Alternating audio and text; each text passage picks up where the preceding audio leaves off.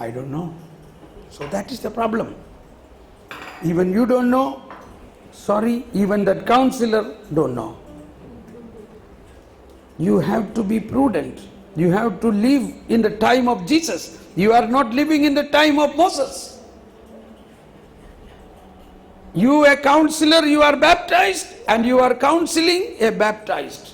Even there are so many Hindus in our time who have changed and now Christians. You ask them, they are Christians because they believe in Christ. Now is there any of their ancestral, even their ancestors are still Hindus.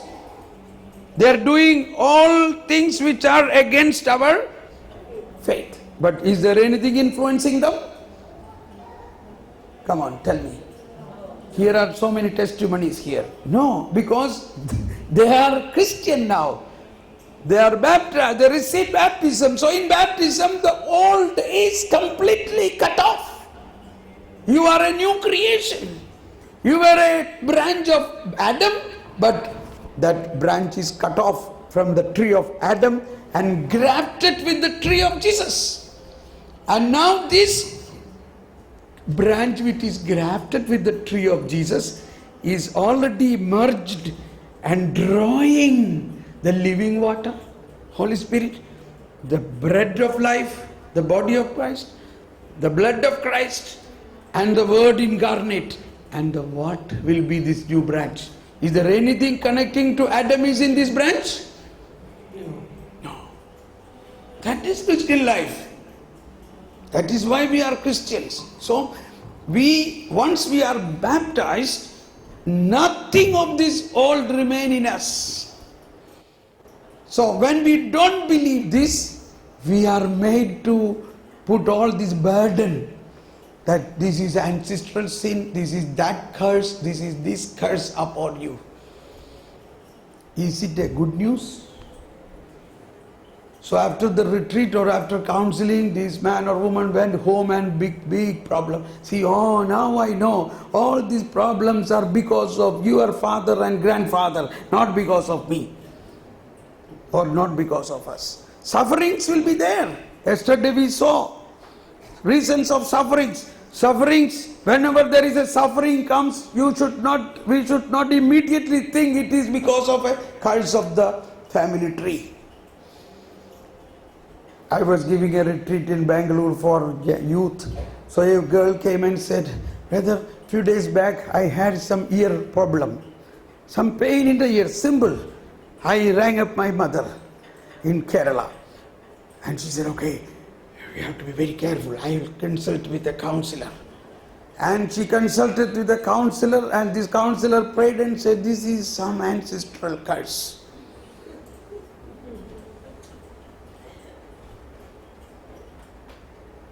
So we are, although Jesus has come 2000 years, we are experiencing these wonderful sacraments, but how can we think about any shadow of curse in us? I eat the body of Christ, drink the blood of Christ, filled with the Spirit of Christ, filled with the word of Christ. Am I not a glorified person? Yes or no? Yes or no? Yes. That is the new covenant guaranteeing us. So, let us thank and praise God. Thank you, Jesus. Praise you, Jesus. Thank you, Lord. Thank you. Praise you, Lord. Thank you, Jesus. Thank you for making us understand. Hallelujah. Praise you, Lord. Praise you, Jesus. Thank you, Father. Thank you, Jesus. Praise you, Father. Praise you, Jesus. Thank you, Holy Spirit. Help us understand. Hallelujah.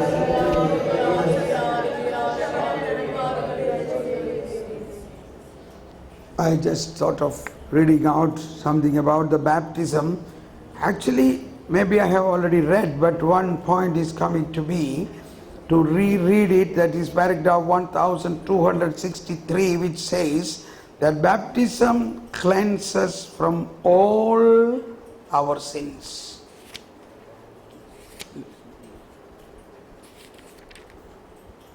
By baptism, all sins are forgiven, original sin and all personal sins, as well as all punishment for sin. In those who have been reborn, that is baptized, nothing remained that would impede their entry into the kingdom of God. Neither Adam's sin, nor personal sin, nor the consequences of sin, that is the curses and other things, gravest of which is separation from God, nothing remains. But a concupiscence transmit, which is given to us certain weaknesses, failures, inclination to sin, traditionally calls concupiscence, which is given to us to fight with the grace given to us by God. Now, 2265.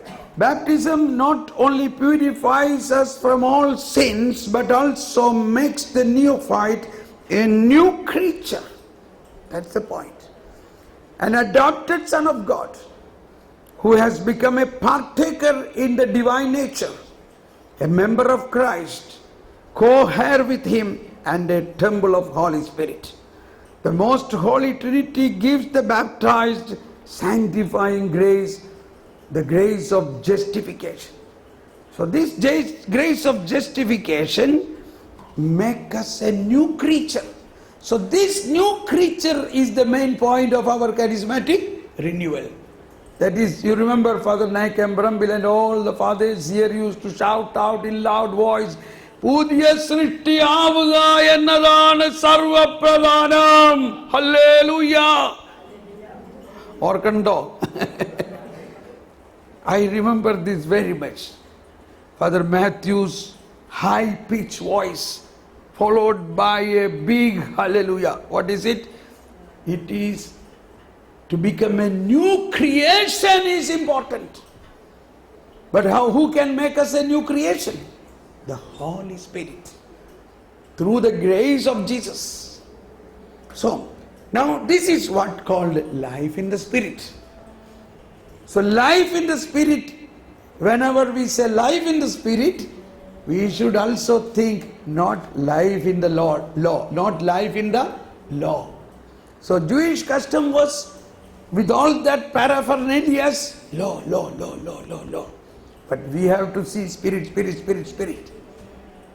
The Holy Spirit, life in the Holy Spirit.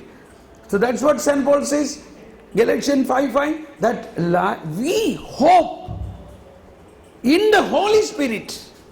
Our hope is in the Holy Spirit, not in the law. So, now practically, all this thing does not mean that I have come to abolish the law. So once your life is a new creation, once your life becomes led by the Holy Spirit, what the Holy Spirit will lead to us? He will lead to us into a holy life. He will help us to a holy life. So what is the meaning of that comforter? What type of comfort he is giving? He is giving a comfort from that bitterness and that burden of the law. The burden of the law is gone, a comfort has come. Even if I disobey some law, even if I am a sinner, I have full hope. My Jesus will show mercy to me. That is why the publican prayed, Son of David, or have mercy on me, I am a sinner. I am a sinner, have mercy on me is a confidence, prayer of confidence that whatever may be my sin. So this was also in Isaiah. Isaiah beginning said, oh the heaven, here my people do not know me. But by the time at the middle of the chapter, word 18, Isaiah said, come, let us talk. Even if your sins are crimson red, I shall make it as white as snow. See the development. So all these prophecies, we should not take one or two words from one place, punishment, but read the further letter, then you will find grace, blessing. Even the same words in Moses, book of Moses, where it is written, this, if you disobey this commandment, you will have punishment or curse up to so many generations. But you continue to read, then what is written there? If you you love God and obey this commandment, you will have blessing. How long? How many generations? Blessing how many generations? 1,000 generations. Where are we? Do you love God? Or you hate God? We not only love God, we are children of God. We are children. That's what I said. Your servant stolen 10,000 rupees, you checked him out. But your son stolen 10,000 rupees, can you check him out? Who are we? We are sons and daughters.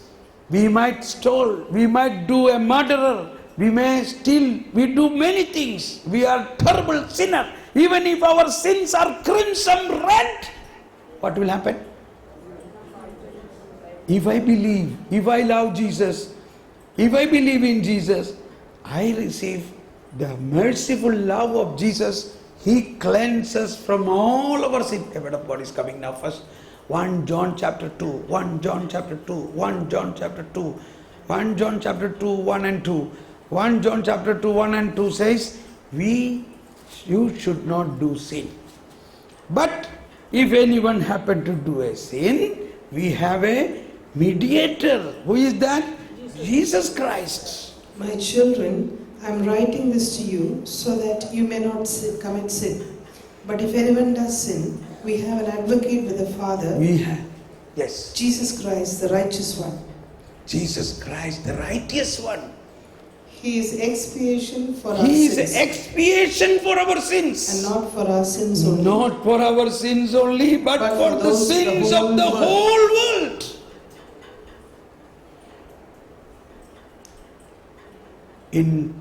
Since we are already in 1 John, let's take 1 John 3 verse 9. John chapter 3 verse 9 says, no one who is begotten by God commits sin, because God's seed remains in him. Because God's seed remains in him. He cannot sin. Everybody louder, louder please. No one who is begotten by God commits sin. Because God's seed remains in him. He cannot sin. Everybody louder. He cannot do sin. Because he is begotten by God. He is begotten by God. He cannot. So believe in this phenomena. Since I believe in Jesus Christ, His grace, His free justification overabounds in me and sanctifying me, and I cannot do sin. Praise the Lord. Praise the Lord. Let us praise and thank God. Thank you, Jesus. Praise you, Jesus. Hallelujah, Lord. Praise you, Lord. Thank you, Lord. Praise you, Lord. Thank you, Lord. Praise you, Lord. Thank you, Lord. Now, this is what Jesus said. Seek first the kingdom of God and its righteousness. This is the righteousness of the kingdom of God. Not the righteousness by obeying strictly the law. But when you receive the righteousness of God, automatically you will not able to do sin. So you are automatically in the obedience of the law. Praise the Lord. Praise the Lord. Now maybe if anybody want to ask a question, or any doubt or any question, you can ask. As much as I can answer relating to this topic, because this is a very difficult topic, so only, yes, Father. What is the role of confession? Ah, very good, thank you. I will explain that. Okay, any other?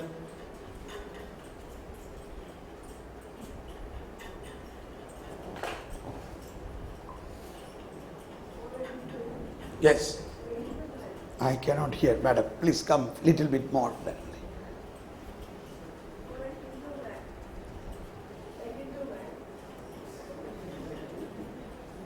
Come, use this mic. Yeah, I want this is to be recorded.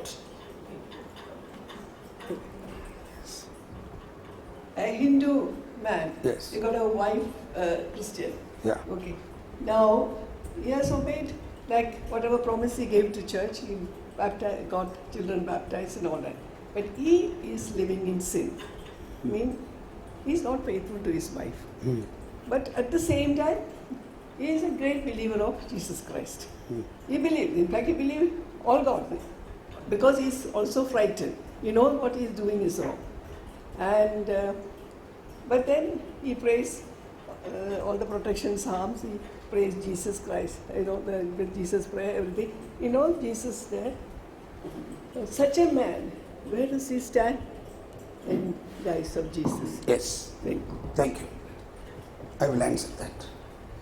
So, now the first thing, a little more we should understand from St. Paul teaching. What is the reason why we are doing the sin? Why the sin happening in us?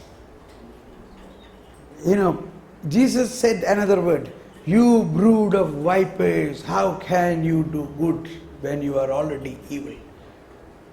You know what is the meaning of that?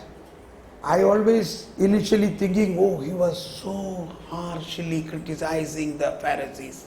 But that was not so. It is because of the language tune we understand. In Tamil Bible it says, Analipampin paidangale ningal eppadi nanma cheyya mudiyum. Is there anybody Tamil here? Yes, Father? Is it right? Analipampin paidangale. This is what I heard in one of the reading, a priest was reading in a priesthood. That sounds very peaceful, correct? For Malayalam translation, Anali Santadigale, Anali Pampin Paidangale. So, the meanings, okay, now the point is, what Jesus wanted to say is a viper or a snake, and the child snake has venom inside. Is it the fault of that child? Come on, answer me. No. Why that child viper got this venom inside? Because it is coming in the nature of the snake. So the same way, the sin in the mankind is actually not the fault of that mankind. We have to know how the sin came in the mankind.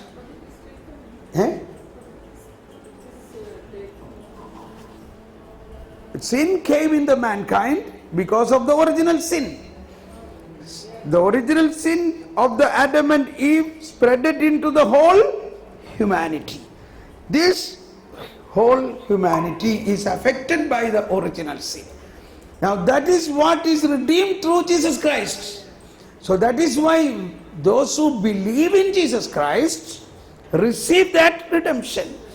Now there is another way is, so whenever somebody is doing a sin, we have to look through the eyes of Jesus. That person is in sin. St. Paul says, I want to do good, but I am not able to do good. If what I do is not what I want, then it is no more I who is doing the sin. Then who is doing the sin? The sin that dwells in my body.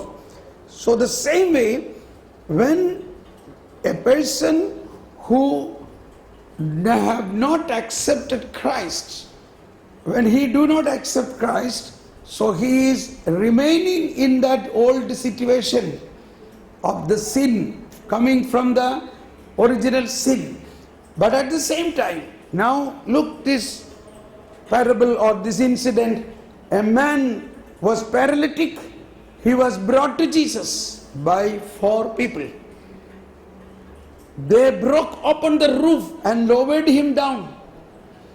And what Jesus said? Jesus looked at them. He saw the open roof, and on the side there are 4 people. There 4 into 2, 8 eyes are looking at him. Like some bulb there.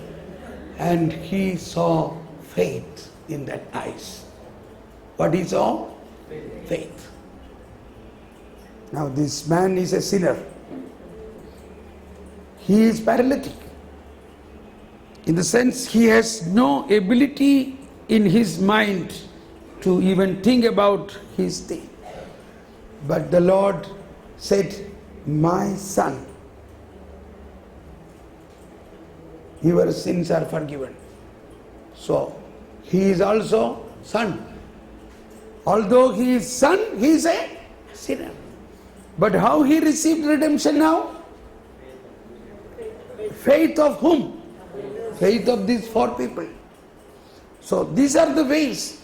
Now, in this case, what the auntie was telling, he is in a process. We have to hope. We must thank God that he married a Christian woman, so that he is already welcoming a Christian faith in his family. So that is why Jesus said, don't think I have brought peace. No, I have brought sword, I have brought fire, I have brought division. So these are the way the division is to be understood. But he promised to baptize his children. He lived with his wife. And now what will happen? The grace which is flowing through the faith of the wife and the children slowly will transform this situation, and the light will conquer the darkness, and slowly it will change. Praise the Lord. This is how we have to pray also for such people. We have to have a real Christian compassion to him. Exactly like Jesus loved the sinners, we have to love them. And then they understand. And that love of Jesus will touch their heart. That is a penetrating love, a sanctifying love. And one day he will be freed from all these things, and he will accept Christ. He will receive baptism, and he will be a wonderful Christian. And now referring to Father, actually I did not speak anything about confession. I am so sorry about it, because now confession is a sacrament. Can you bring that glass and water, please? That glass. No, not that glass, other glass. Chilli glass. Okay. Now, Jesus has done all these things. Now, Jesus also made so many possibilities to economize this. You know the meaning economy of salvation means, suppose the government declare everybody receive petrol free. You can go to the petrol pump and fill it. So that is called economy of petrol distribution. Correct? But you have to go to petrol pump. You cannot get it anywhere. You don't have to pay any money, but you have to go to the petrol pump. You have to show your ID. You have to type your code, and the petrol is filled in. This is called economy of distribution of petrol. The same way, there is an economy of distribution of the salvation. Through baptism, it's a sacrament of salvation. Through confirmation, through Eucharist, so also through confession. So confession is a sacrament. What is the definition of a sacrament? Sacrament is the visible sign of the invisible grace. Invisible grace. So, even though Jesus has already forgiven all our sins, Jesus also invite us to confess, speak about this. So when you confess this, you receive immediately not only salvific grace, but also you are united with the body of Christ, the church. You are reconciled with the church, and you are completely justified, and you receive the grace in such a way. Yes, I want to show you. Now, this is one soul, a Christian soul, which has grace only up to here, correct? And the balance is sin. Now, how will he take out the sin? He believes in Jesus. So he has full hope that his sin will be fully gone.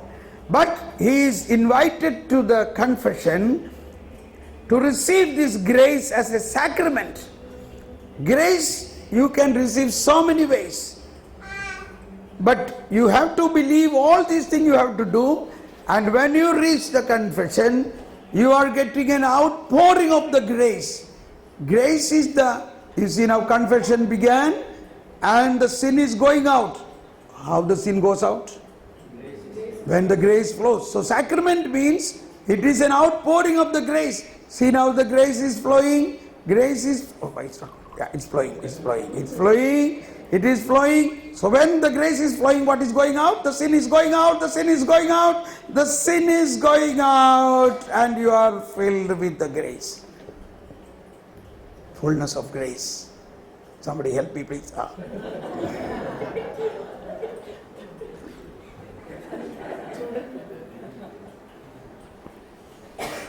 And confession is one of the greatest gift God has given to us.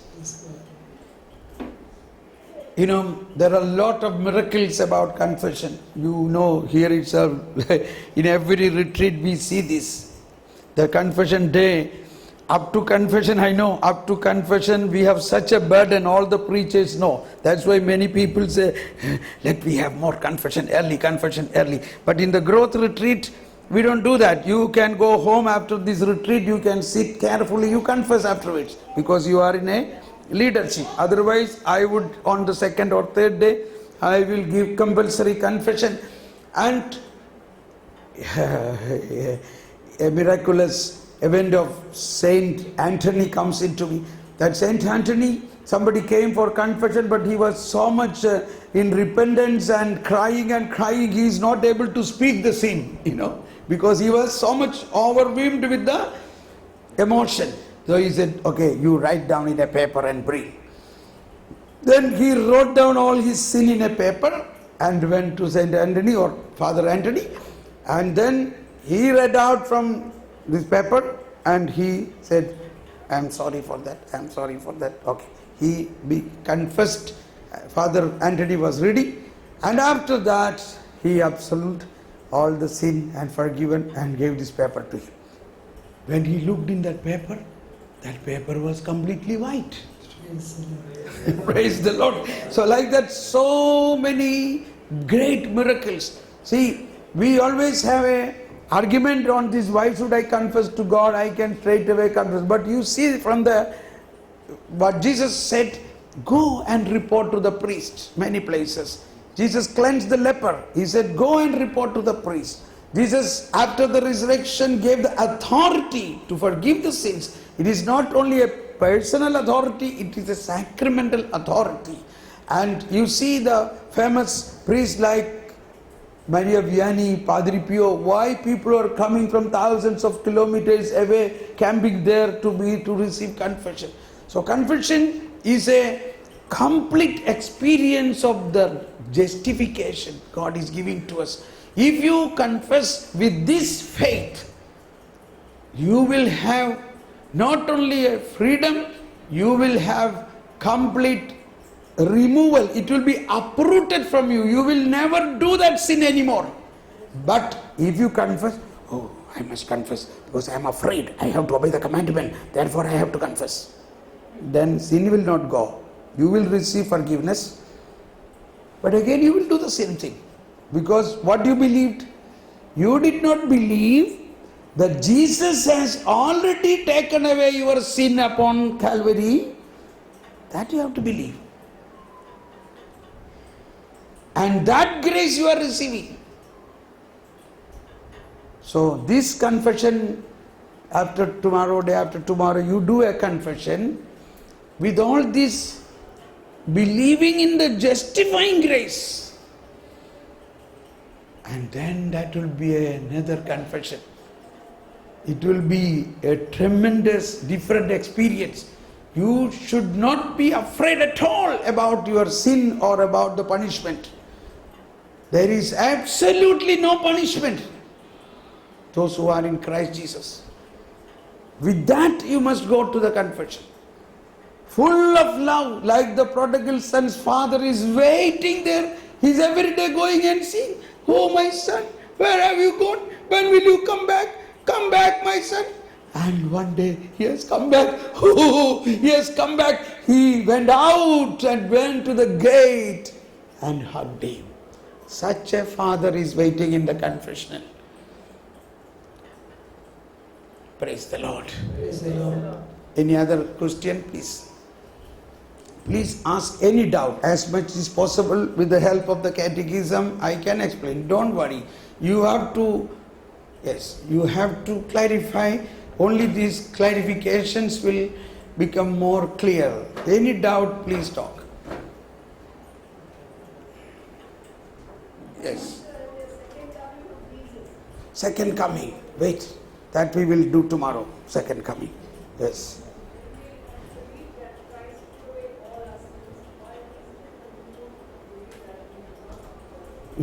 Can somebody relay that? What she said? When?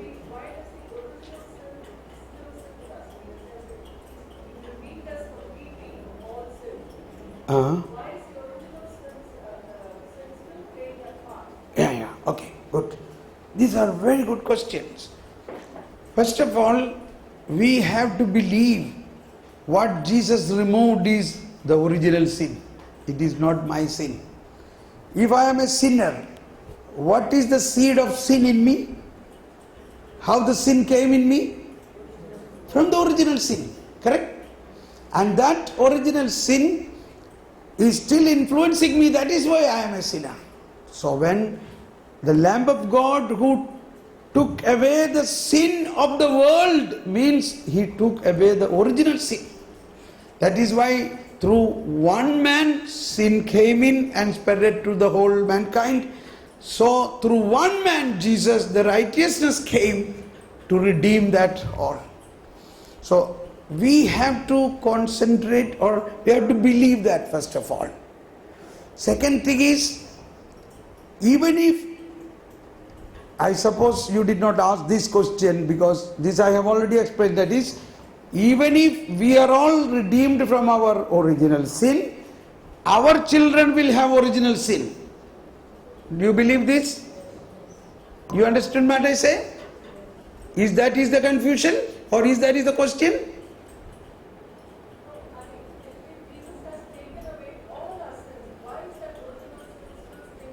Yeah.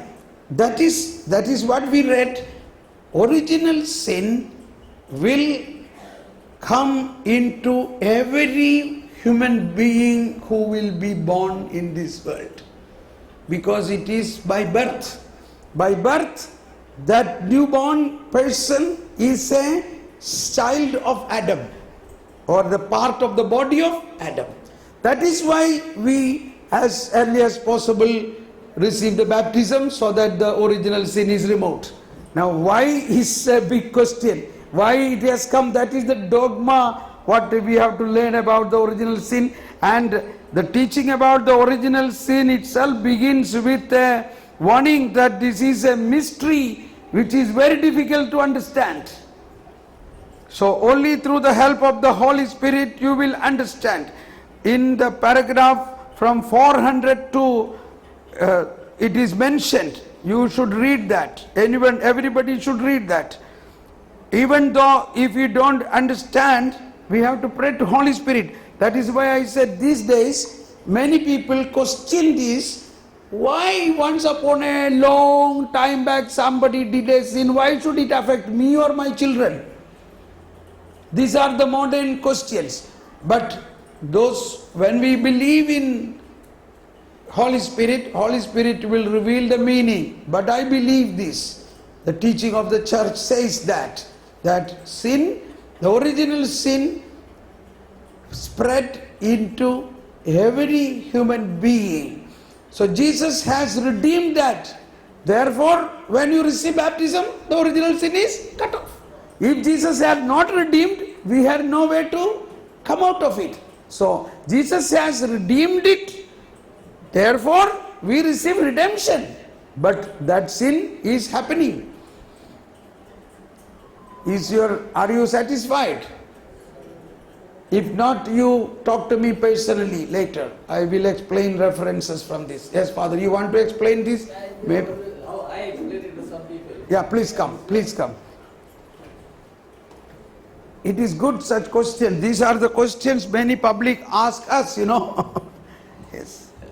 If you change that word from original sin to original sinfulness, you can understand it better. Yeah. In the sense, by being human being, since we have free will, sooner or later humanity will misuse that free will. So there is a tendency, with the very fact that we have got free will, there is a tendency to at least sometime use it for evil, to make a decision to be against God. So that tendency, original sinfulness we can call it, is inherited by every human being. So for example, suppose Adam and Eve had not sinned, anyway gained sin, no? That would have been the original sin, okay? So, and we anyway, after birth we sin, so that is our original sin. So within us there is inherent by the very fact that we are human, because the very fact that God gave us a free will, it's also the power of committing sin. So that seat of sin, so to say, is there, that we call original sin. Shall we say something about the original innocence? Maybe Yeah. you say something connected Yeah, there with is that. also original innocence, that is Adam and Eve were given also the power to be innocent. And they were sinless when they was put into there. That's why they didn't notice that they were naked and so on. They were so free, so happy, and we can gain back that original innocence. That is one of the things, to be always like Our Lady is the model for that. She is a model for that. Okay, we are maybe born with original sin, but then we have lost it with baptism.